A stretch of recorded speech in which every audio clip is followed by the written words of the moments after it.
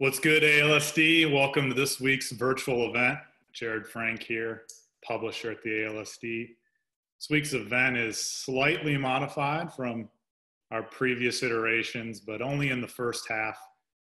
Today will be more presentation focused, and the back half will be that discussion with panelists that we've grown accustomed to over the past month. So we're calling this a webinar, but it's more of a modified webinar, plenty of engagement, plenty of rich conversation as well.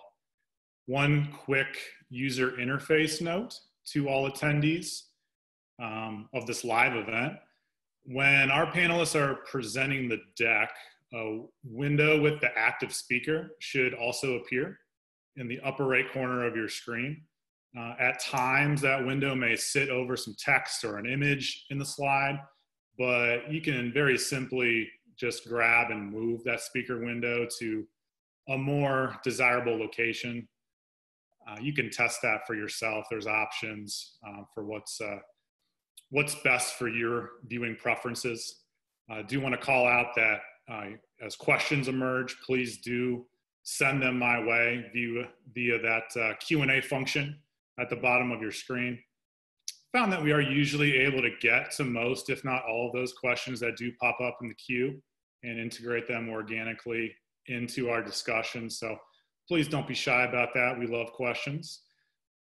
What is the discussion today? Well, it centers around technology and its ability to help us navigate the need to host as many events as possible in our venues and achieve optimal flexibility and revenues and performance in doing so. All things that will be important when our buildings reopened and certainly beyond that well into the future.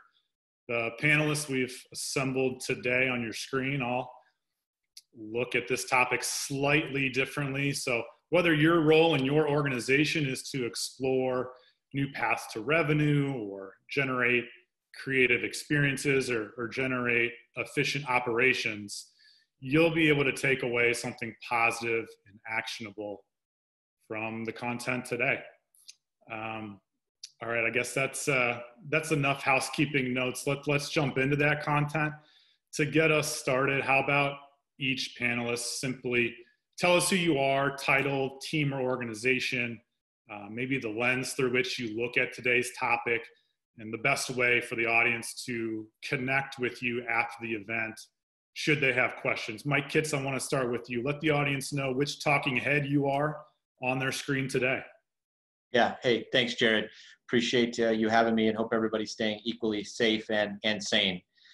Mike Kitts, Golden State Warriors. I'm our Senior Vice President of Partnerships. And so under my guys is the Golden State Warriors, Chase Center, our G League, Santa Cruz Warriors have revenue responsibilities there, as well as our esports teams. Been with the organization for 8 years now, and certainly the best way to connect with me and continue this dialogue, which I highly am open to and recommend, is I'm old school. Go email mkits@warriors.com. Thanks, Jared. Chris, tell us who you are. Thanks, Jared. Appreciate it. So Chris Holdsworth, I'm VP of Program Management for the Atlanta Hawks and State Farm Arena. So my chief responsibility is to work across a lot of our different departments and figure out how we can collaborate together, really bring all of our best practices from each one of the departments. People seeing things from different lenses. We're in the middle of, trying to figure out some pretty unique things right now for our industry. So that's really my chief role, is to help us collaborate and find the best solution for the organization and establish some best practices. I've been with the Hawks for 2 years in the industry, for about 7 years. Same thing with me. In terms of contacting me, I'm sure we can send the email out with the material after the fact, but just chris.holdsworth@hawks.com. Brett, process of elimination, I think we've figured it out, but please do introduce yourself. So the last talking head, my name is Brett Unzicker. I think I win the award for struggling with the worst haircut during this strange environment that we're living in, but thank you for having me. My name's Brett. I am a vice president at Samsung's B2B display division. I lead a team that's focused on live events, entertainment, and spectaculars verticals. So effectively for this audience, any live event venue or entertainment, my team is responsible for those. And really glad to be here. Look forward to the conversation and how the industry is kind of changing from just sports to mixed use facilities. Best way to get in contact with me afterwards, I would say email as well. It's b.unzicker@sea.samsung.com, or you can also always reach me on LinkedIn. Thanks, Jared. Awesome. Appreciate that, gents. Let's go ahead and tee up the deck. The title of my presentation is simply, if you build it right, they will come. And the decisions you made yesterday dictate the experiences you're able to deliver tomorrow. And the subtitle of that I thought was fairly appropriate, in that my wife and I joke that Monday, Tuesday, Wednesday have been replaced with yesterday, today, tomorrow, and the day after. So as we get into it, I think, I want to level set. When the hiatus hit in, beginning of March, we were 7 months into opening a brand new building. So I would simply start by saying we have equal amounts of questions than we do answers. And that's really the onus, I think, for me to join today, because I wanted to contribute to the dialogue, but equally, I'm here to learn and answer a lot of the questions that we still have outstanding. And I believe that in order for our industry to emerge stronger on the backside, we're really going to need to lead on collaboration and really sharing thought leadership. I would say, so 7 months in, we did a lot of things right, but we got a lot of work to do. And so, I think even in sharing with our successes, but also sharing, I think, our challenges is where I'm hoping to, create some value for the folks that are on the call today. So with that, roll a quick video.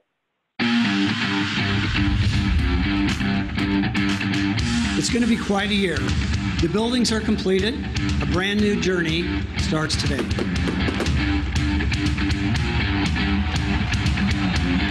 Every part of this arena, we wanted to make so that everyone has a unique and great experience. The calling first was to build a centerpiece, a state-of-the-art venue, and a place to make us all dream.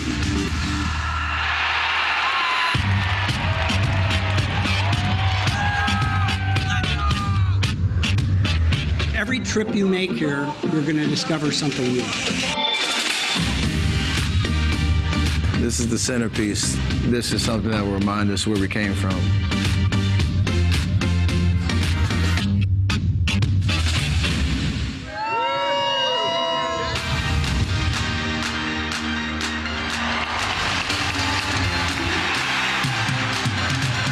Curry takes a three on the way. Got it. That's the third three for Curry.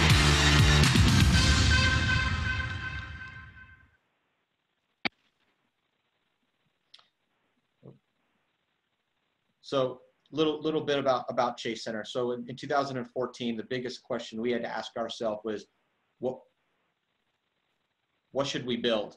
And I think it seems to be a little bit of a simple question, but I think a pretty difficult answer, in the sense of, we wanted to build the best basketball arena in the world, with the ability to host the best concerts and be flexible for corporate events. And that's not everybody has that exact same sort of North Star, if you will. And you think about where we were coming from. We were used to being a basketball team that was responsible for renting 60 dates a year, 60 on our good years, dates a year from a city and a county, moving to owning and operating and being responsible for booking a building 365 days a year. And then most importantly, we wanted to create a wake to sleep destination. And you're starting to see a little bit of that plaza here in the picture. And so once you identify what you want to build, right, you think about the 10,000 micro decisions that are going to go into actually achieving that. And so starting really with that question of what you want to build, I think is going to guide you through that entire process.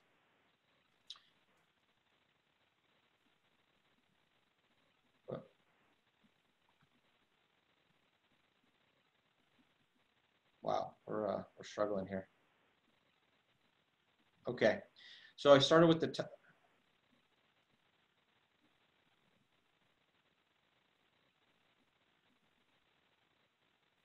I started with the title. If you build it right, they will come. And I think the first question is who's they, right? You think about it's certainly your fans, but even within there's subsets, your premium, your GA. You're thinking about your promoters. You're thinking about your artists. You're thinking about corporate events. You're thinking about sponsors. You're thinking about free agents. You're thinking about marquee events, and you're thinking about your employees. And so really trying to create a competitive advantage with your building, I think is what we're all trying to accomplish, right? And you think about each one of those stakeholders, what is it that they need, right? They need flexible space. They need an immersive experience. They want the highest end premium. They want flexibility potentially in their ticket offering. They want access to various and diverse cuisine. So you're thinking about, the promoter wants really good load in and load out. They want, the artist wants a really good, intimate spaces for themselves. And so as you're building this, I think there's so many different initiatives that you're looking to and so many boxes to check. And quite frankly, I think some of those end up with competing interests. And I'll point to this beautiful scoreboard, what we call our chandelier in the middle here. It is massive. I mean, it's Brett can probably give me the exact numbers, but I think it's probably 40% larger than anything else in the building or in the NBA. And that's a great thing. It provides us an immersive experience. It is one of those overwhelming elements that you come into the bowl and it's a wow factor. But it has, for promoters and for shows, when you're trying to come in and rig and you have this giant thing in the middle, that creates real challenges. And so to the extent that you need a space big enough to host and to park this thing, that creates real challenges. And so we actually spent significant amount of money on creating a gantry system that ultimately operates as garage doors that close over this. So we took a challenge, which was how can we have this giant screen and not disrupt what our load in and load outs are. In fact, this gantry system has allowed us to decrease load in and load out by about 4 hours total. So those are a competing interests where you're looking to find, a solution that meets you in the middle. And I think that's really what we're trying to do here in terms of what we're solving for. And that is, how do you find the harmony? How do you find the way that all of these different elements, all of these different stakeholders, all the needs that they have, how do they work in together? And how do you build an orchestra? And I'll tell you that there's a difference between 100 musicians and 100 pieces of instruments and an orchestra. And it's how they fit together, how they come together in order to make that music. And that is harmony. Another way to say harmony is optimization. I would challenge us as an industry, I would challenge us as thought leaders to replace the word monetization with optimization. And monetization obviously is extremely important. It's my entire job. But I would say that monetization strategy is a subset of your optimization strategy. And so you're really thinking about what those revenue opportunities are and certainly how you maximize those, but in line with shareholder experience. And I think that the key about optimization versus monetization or even maximization is that it takes into consideration experience and it takes into consideration opportunity cost.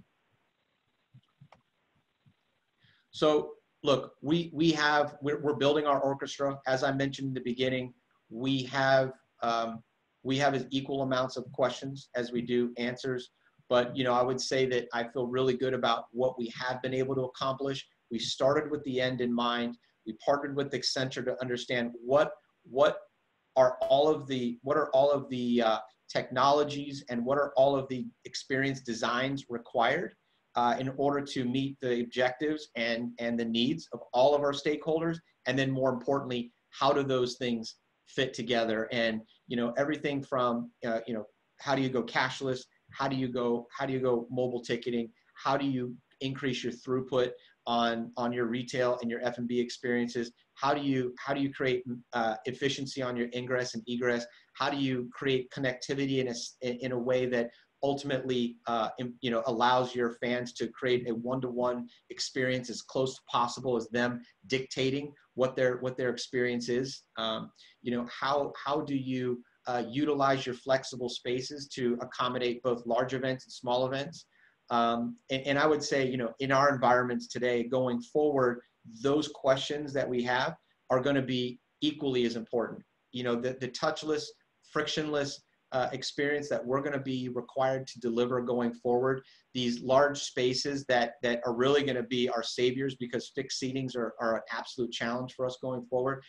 I think all of these designs are going to be are absolutely going to be critical for us as we move forward. But again, hopefully the decisions you made yesterday that dictate the experience you're able to deliver tomorrow are going to put you in a position to win as we come out of this.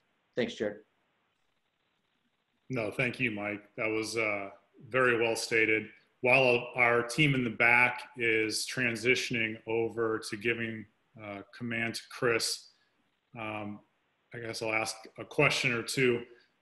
Talking about yesterday, today, tomorrow, your content itself, I'm speaking about the Warriors roster, last year in Oracle was not the same as first year in Chase, be it free agency or some of the really tough injuries that your team had to deal with.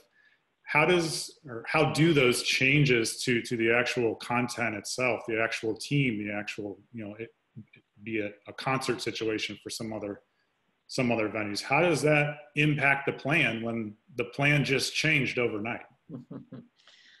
It's a great question, and I would tell you, it's there's a saying, right? And when you're in sales in general and in sports, the way you sell the same if you're 82-0 or 0-82. But we all actually know that when the rubber hits the road, that's not the case, right?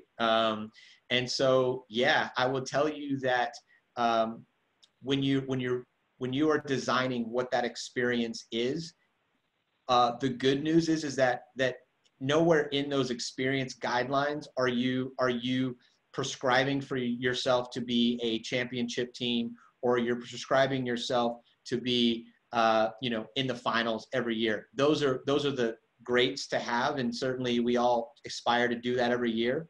But I think when you're putting your experience design together, it truly is based on the amenities, on the diversity, on the efficiency, how people move around, what their offerings are, and so if you can deliver on those things, there's very few times where, yes, certainly the beer is a little bit colder and the hot dogs are a little bit warmer when you're winning. But I think, Chris and a lot of my colleagues around the league can would agree that if you could deliver an amazing experience, that at the end of the day, they leave there, win or lose, they can't wait to come back, because you created something, you created a memory, you created an experience that they shared likely with someone, and that's the power of sports. And look, I think the winning is going to come and it's going to go, but that you can, and you certainly you hope for that, but it's not something that you plan against, and it's certainly not an input that is really guiding your experience design. Brett, I want to fold you into this before we move on to State Farm Arena. I want to talk about that chandelier. Now, having the latest, greatest, the biggest, that makes for a great press release. But how do we look beyond, okay, we just want the biggest? It has to also be the best and most functional. So what are the design considerations that some of our audience members will need to take into account beyond, hey, we just want the next, latest, greatest, and biggest? What else do they need to think about? Well, first of all, the press release is only good if it goes well. So fortunately, we were blessed with that. But I'll say that when Kits and team came to Samsung and said, hey, we want the largest chandelier in the entire industry, the initial reaction is, oh, great. The next reaction is, a bunch of engineers going, how the heck are we going to do that? Because there's certain things that we had to take into account for. This was new construction, and plans in place for the building were already in place, and the chandelier hanging on was secondary. So we actually had to go and say, okay, kids and team, you want this massive chandelier. How is it going to hang from the roof? Do we have the tolerance in place to support that weight? So I think that was one consideration that we had to take into account for. Another one, Kit kind of touched on it, but we knew that this venue was one that was really progressive, that didn't want to just be pigeonholed into sports, that truly wanted to be a flexible venue with concerts and areas out in the plaza and a lot of things going on for the community. So we knew that this really beautiful, massive chandelier was great for basketball games, but probably needed to be hidden for some of the other events. So to Mike's point earlier, we had to design a hoist system that actually took that chandelier and raised it up into the roof. And then we used a gantry system to put in effectively a false ceiling, so that when people came to a concert, they actually had no idea that that was up there. And it also allowed for more rigging for the artist in place, and truly make it a flexible venue. So I think it goes to show that if you put the right thought into it, you can have something on one end of the spectrum that's the largest chandelier in all of entertainment, but still have it functional for other types of events that might come in the venue. But I would say those were probably there were a lot of challenges, but those were the two biggest challenges, I would say. Outstanding. Job well done. Chris, looks like we have you teed up. Let's pivot and let's talk about State Farm Arena. Take it away.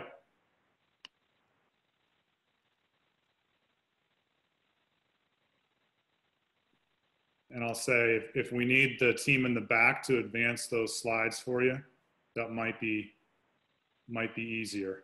I think that may be a good idea. I think I'm having trouble with the advanced slide. Max, are you able to just advance? I'll just tell you next slide. Well, there we go. All right, perfect. So I thought, so first of all, thank you. Just really appreciate this opportunity, getting to take part in this, in this webinar. I think especially in this kind of uncertain time where we've got a lot of questions and scenarios running through our head, it's invaluable to be able to just collect as a group and share best practices, information swap, and just learn from each other. This is a great organization, just a great community of teams and venues and organizations to be a part of. So thank you for the opportunity and providing this venue and forum to do this. So I thought I'd just take a quick second to just go over our arena renovation. It was an arena transformation we went through a couple years ago. I just wanted to hit on a couple things, just a quick overview, touch on some of the design principles and objectives that we had in mind. I thought Mike, really hit a lot of great points that I think we incorporated into ours too, which is just, forward thinking. Let's think about who needs to use it, what type of venue, or what type of act or show an end user needs to actually, use this product. So we'll touch on a couple of our design principles, hit on our food and beverage strategy, which has been an overwhelming success, hit on our technology package, which we're truly proud of, partnerships, and then some of the results we're very humbled and proud to see. So next slide. So quick overview, State Farm Arena renovation, it's a $192 million investment, second largest renovation in league history. We are LEED Gold certified. Sustainability is an important principle to us, and so we're proud to say that we went through that process and achieved that gold certification. Construction's interesting for an existing facility, right? Because there's an existing event schedule that you're trying to weave through. You're trying to maximize the amount of events that you have in the building. So we actually broke our construction up into 3 different phases, going from June 2017 to about October 2018. 3 million pounds of concrete were removed from the arena during the demolition. I'm going to touch on that in a second. That plays a part into an important tenet of what we were trying to achieve. We also opened a practice facility a few miles up the road, and so that took an area burden out of the arena, about 100,000 square foot, and we were allowed to, able to offer that back to fan use. And it was a big project. During peak, we had about 800 workers packed into the arena. So we can go to the next slide. There's a shot of Phillips Arena, our old home, and here's the glamour shot of our new home. So this was during our opening season, just after our grand opening, but that was the 18-19 season. So you can get a sense of the technology package that we had in place, some of the wow moments we're able to build in with our digital services. Also, we partnered with the Samsung team and Brett. some of our design principles, flexibility. We talked about, Mike, you talked about this too. We need to host concerts of all different sizes. We can host ice events, comedy shows, and I guess to touch on concerts too. You're seeing a big variability in the type of concert setup too. So it's not just the traditional one-side setup. There's a lot more artists are traveling with stages in the round or multiple stages. So there are a lot of different scenarios that we needed to make sure that we maintained that flexibility that Phillips Arena had, and then build upon it. So flexibility was a key driver in making sure that our facility was able to adapt over time. If we go to the next slide, another key principle we were keeping in mind was this idea of a unified venue, and being able to give a true element of accessibility to fans when they come in the building, give them a sense of freedom that they can walk around the concourses and the round. If you go to the next slide, we had a little bit of an architectural challenge in Phillips Arena. On the right side of the screen was an entire wall of suites, and our chant became to tear down that wall. So the problem that it posed was, twofold. One, it kind of aggregated our premium product into really two very similar just suite products, and so we didn't have a variety of premium offering. But two, it just created a big blockade, just preventing people from being able to walk around the concourses. It's a very strange path you'd have to take to get to somebody that really wasn't a long distance from you, because you just had to avoid this sort of blockade. So if you go to the next slide. In taking that down, which was a big part of that 3 million pounds of concrete that we removed from the building, another portion was also allowing some natural light into the building, which put a little bit of a burden on the curtain budget. But that 3 million pounds of concrete really opened up that accessibility. So, you see, we started with basically 2 premium suite products, about 3,800 seats. And in the Transform product, we have it's actually 8 today with the opening of our concert club. So it's 8 different premium products spread throughout the arena, about the same amount of seats. But those products are just, that's been great for us, just the variety and different tiers of premium products. You can experience the arena in a premium fashion in many different fashions and forms.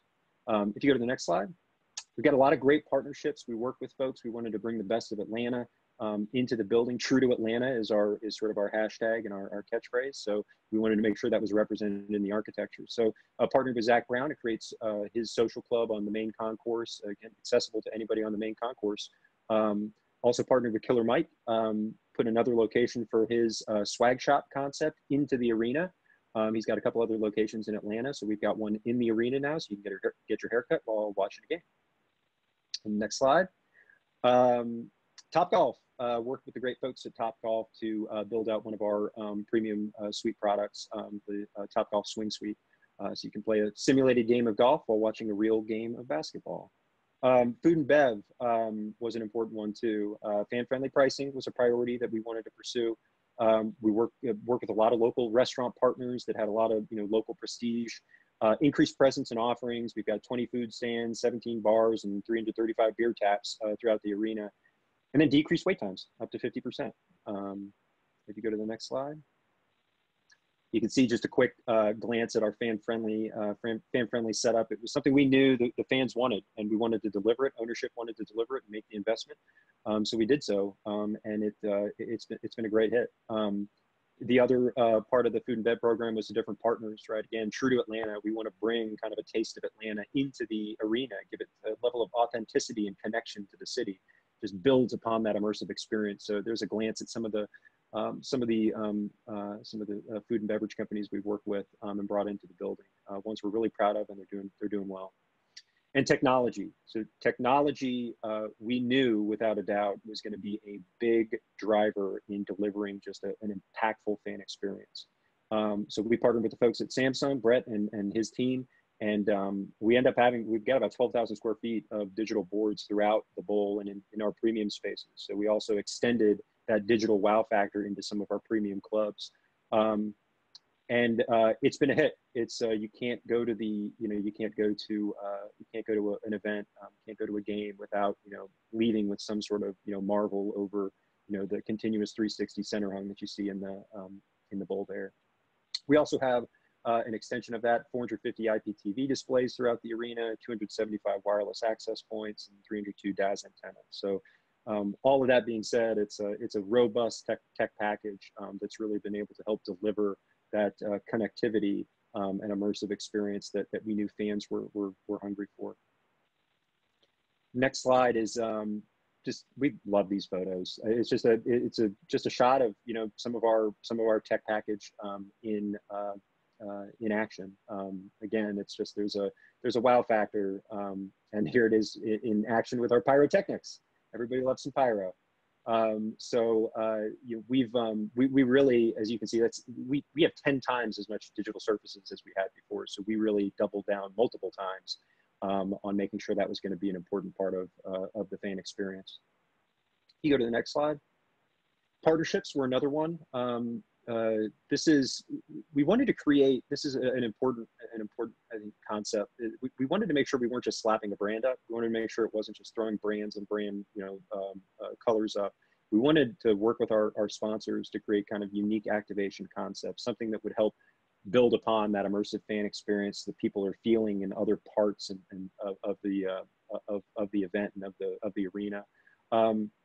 That being said, we also wanted to make sure there was a big investment in the architecture of the building, and we just went through all the design principles that we had. It's an investment in just this, this product, and so we wanted to make sure that we didn't want to create a pinwheel effect, right, of just different changing brand colors. We wanted everything to flow together and everything to be, respectful of the, architecture of the building and those design principles that we were very intentional about.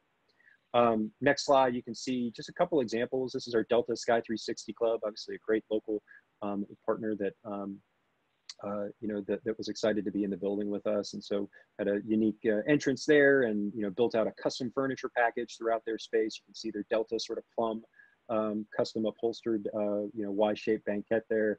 But that ended up being a great activation and a great partner. Next slide. Scofflaw, a local brewing company. They've got a real quirky character and they've got some real unique parts of their brand and energy. And so we wanted to make sure that was built into the space. So doing things like on the right side, you'll see kind of a 3D bust of their Scofflaw goat. You can take a selfie with it. The goat can hold your beer for you. And then we've got a tagline kind of bringing it all back to Atlanta on the right side. So trying to be intentional about tying everything together and having a little fun in the process. Next slide, just a couple of our beverage partners, Casa Noble, Modelo, just trying to be thoughtful in how we put their branding up and allow them to add to that level of materiality in each one of the spaces. Next slide, Budweiser. This is a fun one too. We actually had four sponsor corners in the arena. Budweiser has one. And so, work closely with that team to come up with a, pretty elegant space here. That's a good balance of branding, and new material finishes that we wanted to bring into the space. And you can see on the far right side there, you can see some reclaimed basketball, some actual basketball court, which you can also see in our Players Club down on event level. And then finally, results. We're incredibly humbled and proud of the results that we've seen so far. And, it's been great to see this because, going through this process and being very intentional about the design and build out, we're kind of seeing the fruits of our labor, and it's the results of just some incredibly hard work and dedication and just a great team. And I can't say enough about our guest services team and just how important it's been across our organization to make sure we take care of our people so they can take care of our fans. None of these would be on this page without just the incredible guest services and level of customer service that that our teams bring to the fans that come into the building. So in NBA 18 and 19 season, we had best in arena food and beverage and best in game experience, and repeated that again in 1920, best in game experience, along with a top 5 in overall fan satisfaction and net promoter score. And then just very humbled again by some of the awards that we got from Polestar, best new concert venue, our own ALSD, best premium club spaces, 2019 IAVM Venue Excellence Awards, 2019 Culture City Sensory Inclusive Venue of the Year, and again, LEED Gold certified. So again, just incredibly humbled and proud of just some of the results that we've seen, and hopefully talking through that process, in this webinar, talking through some of the things that were kind of percolating in our heads as we were trying to make design decisions and activate. hopefully that gives some good insight maybe to other folks that are maybe listening in and in a similar situation, trying to figure out how to activate their buildings, or how to complete the design of a building that they'll be seeing come to life in the future. So, Chris, congratulations on your success. Definitely quite a transformation from floor to ceiling. I could pick apart any number of different questions to follow up. Thanks, Jared. I'm going to choose the data angle. I was curious that you specifically pointed out some of the access points, and I'm curious if you're leveraging those access points for data collection, and how you might be using that information once it's obtained. Sure. I mean, there is a certain level of data connection. So to be able to log into the free wireless that we have in the building, you're putting your email address in there, and we can use that to reach out and just stay connected to fans. There's a level of that connectivity and that tech package that does allow us to create more touch points with the fan base. And we're trying to be thoughtful and how we reach out to folks. But yeah, that definitely is part of it. I mean, that technology gives us so much more, capability to be able to stay in touch with folks, not only when they're in venue and be able to customize, messaging that goes to them on some of the digital surfaces that they see on their pathway into or out of the arena, but also gives us the ability to stay in touch with them after they leave our doors. Yeah, and certainly a large number of the audience today comes from the premium world. I'm wondering, what were some of the use cases you discussed for the premium spaces specifically, and how the technology package that you ultimately selected supported those use cases? Yeah, so when you think about Topgolf, for instance, that's a unique application of technology, and there's a little bit of an X factor there. I don't think I didn't really call it out by that name, but we're trying to figure out something out of the ordinary in these build outs. I mean, how many places can you get your haircut while you watch a basketball game, or be able to enjoy the Topgolf product. So we kind of looked at what was out there, and I think the main principle that we took from it is that people are looking for a variety of premium products, right? So we do have traditional suites, right? But we also have suites where you have shared amenities. That's our loft product. Concert Club is really unique, sort of terrace table setup. We've got cabanas in our Atlanta Social. So there's a variety of different types of seating products, different types of experiences, different ways to socialize. You can look for as much or as little privacy as you want to across our premium offerings. The key is, we still have technology that helps bring people into the game though, right? So our IPTV system is able to show, live feeds of the game. So you never feel detached from, the core reason why you came there, to watch a basketball game and have a great time and be entertained.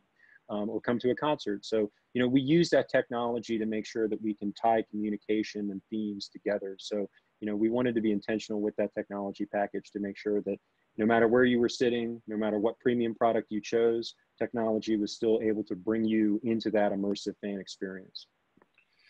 And Brett, let's go to you next. Clearly, this had to be just a significant challenge. Like I said, floor to ceiling transformation.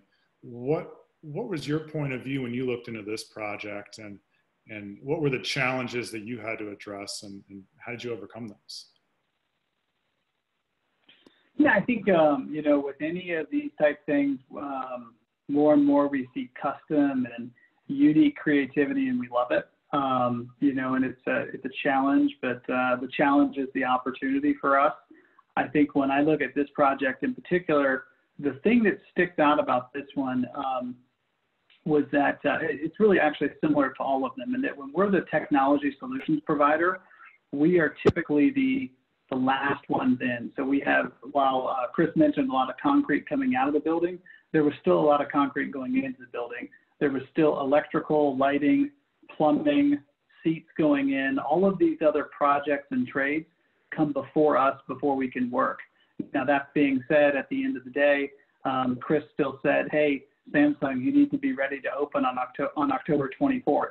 So what that meant was us sitting down with the Hawks, who are a great partner, and figuring out how do we execute and install and do our construction in a flexible fashion, accounting for the Hawks practice time, working around the clock, and keeping in mind as well too, this is not like plugging in a TV that turns on.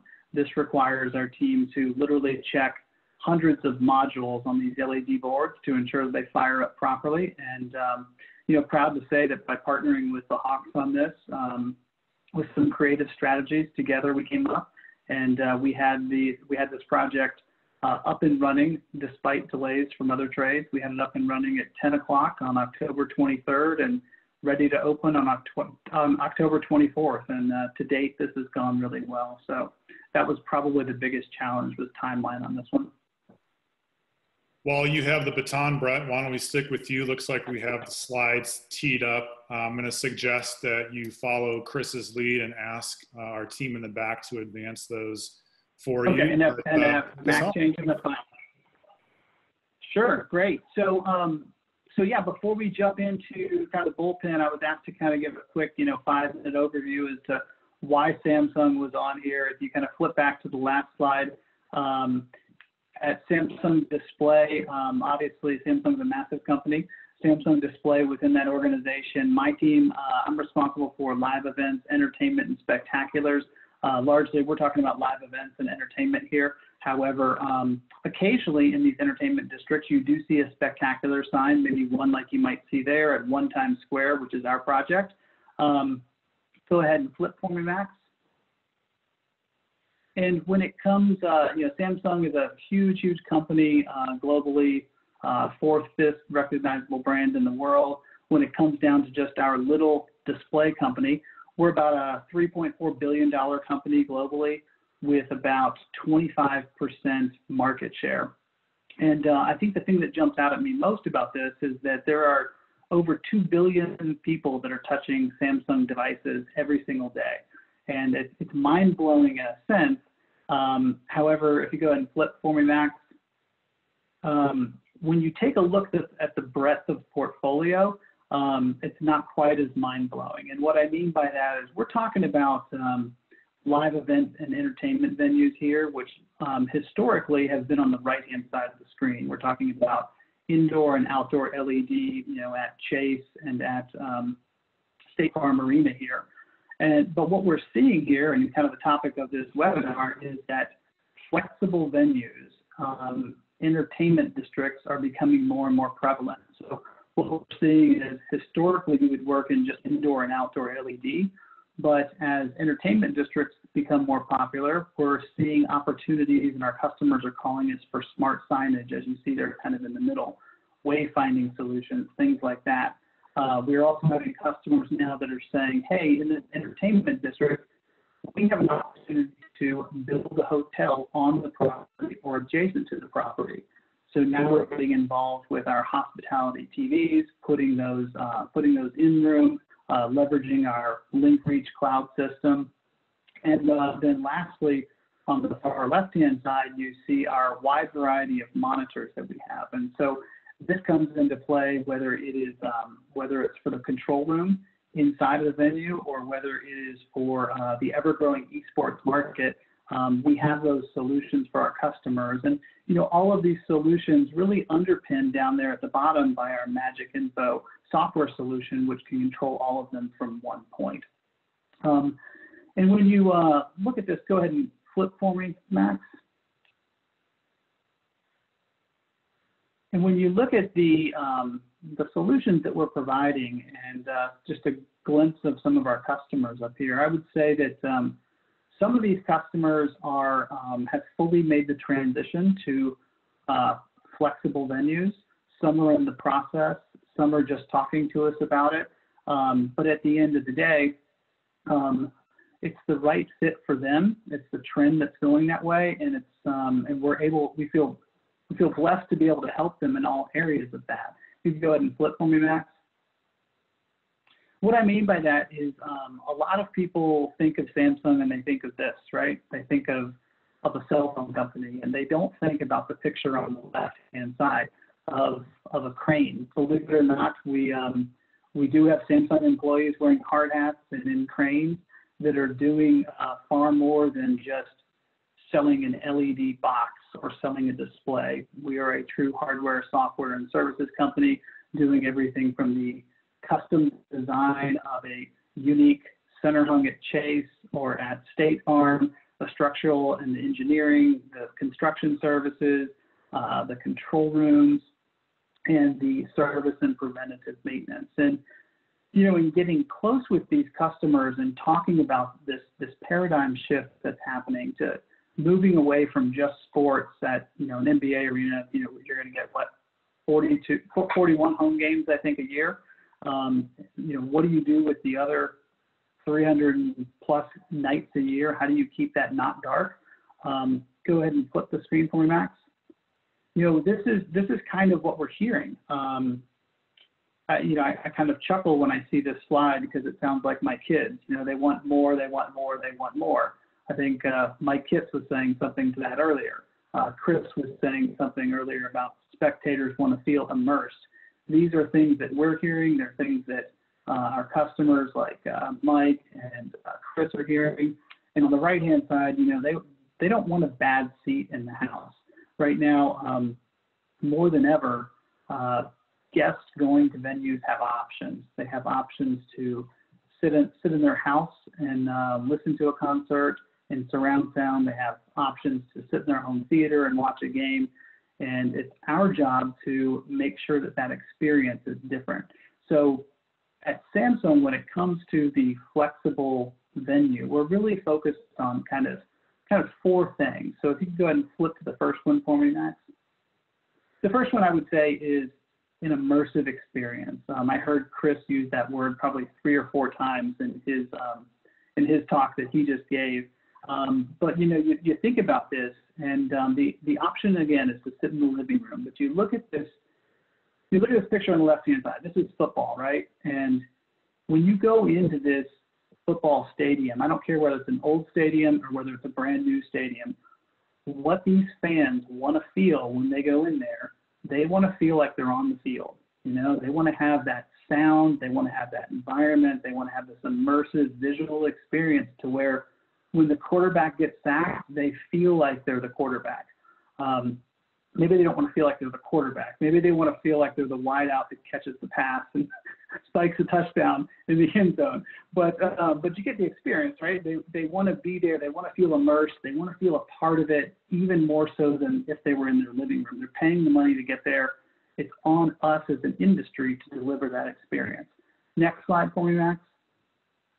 And, you know, one of the data points that was said earlier, you know, there's no bad seat, right? You need to make sure that you're enthralling them from every angle. And I would give kudos to my friends Chris and Kitts on the call here and what their organizations did. You're looking at State Farm, but Chase did this as well. They actually put in the inside of their center hungs on the underbelly, they put displays. And the reason why they did that is some of the most expensive tickets that they have are the floor seats, the people sitting courtside. And had they not done this, their most expensive ticket holders sitting courtside couldn't see this massive brand new center hung they put in place. So they were smart about it to make sure that everybody inside their arena had a great viewing angle no matter where they were sitting. Because again, the option is sitting in their lazy boy watching it at home. So that's another area we're focused. Go ahead and flip for me, Max.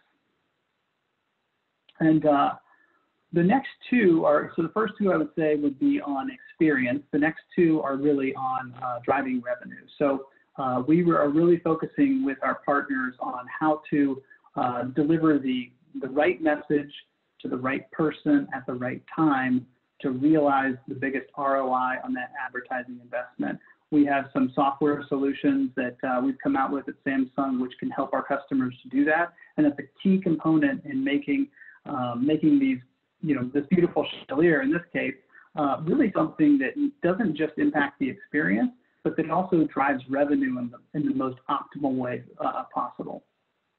Go ahead and flip for Max. I believe there's one more. And lastly, the last thing that we're seeing in terms of really going to flexible venues is making sure that it drives traffic. So what you're looking at here is Chase Center, and they're doing something really unique. You saw it a little bit in that video that Kitts sent out, but they have a train that goes by here. And when people get off the train, what they immediately see are these displays outside the Chase Center.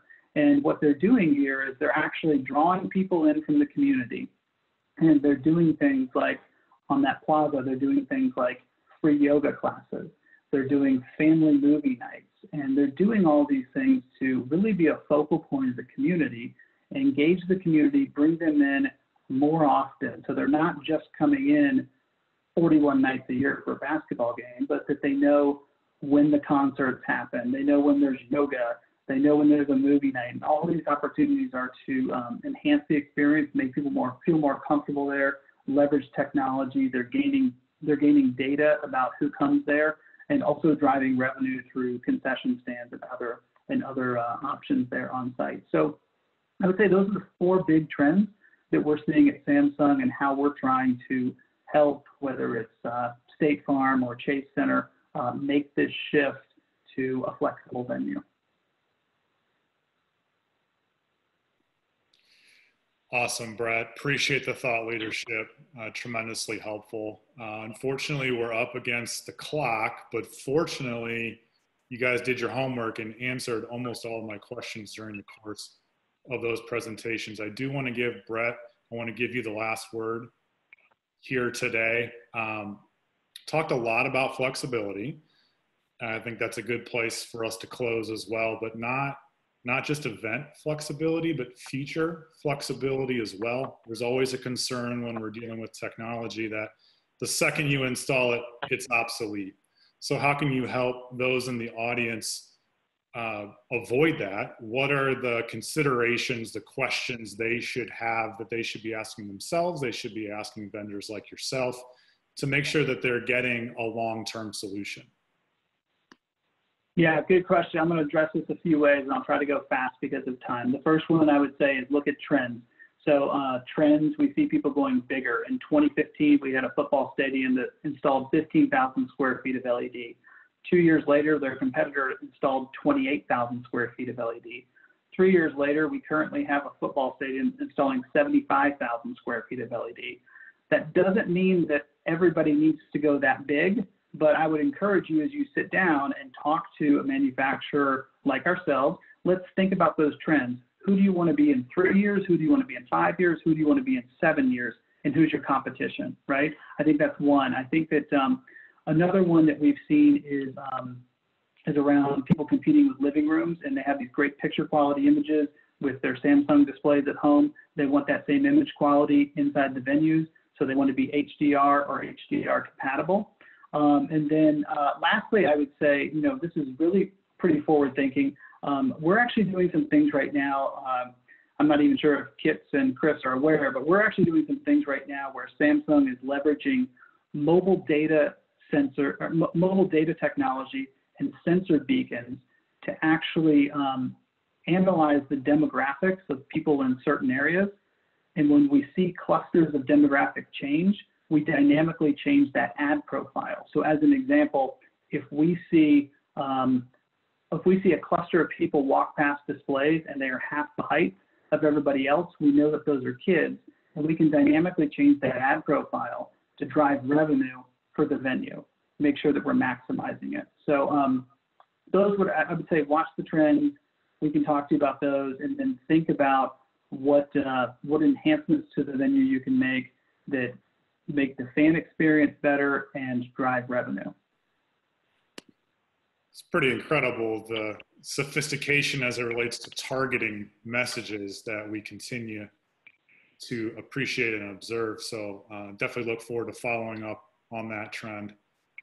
Well, we're going to have to leave it there for today. Very engaging presentations by all. Appreciate it. Many thanks to Mike, Chris, and Brett. We're grateful for your thoughts here today. To the audience, please follow up with these guys. They gave you some contact information on the front end of this. And you can always continue sending questions to us on the ALSD side as well. I'll provide my email. It's Jared, Jared, @alsd.com. Please connect with me on LinkedIn. Look forward to continuing this conversation well after today. So be well, be safe, be kind, and we'll see you next time. Thank you.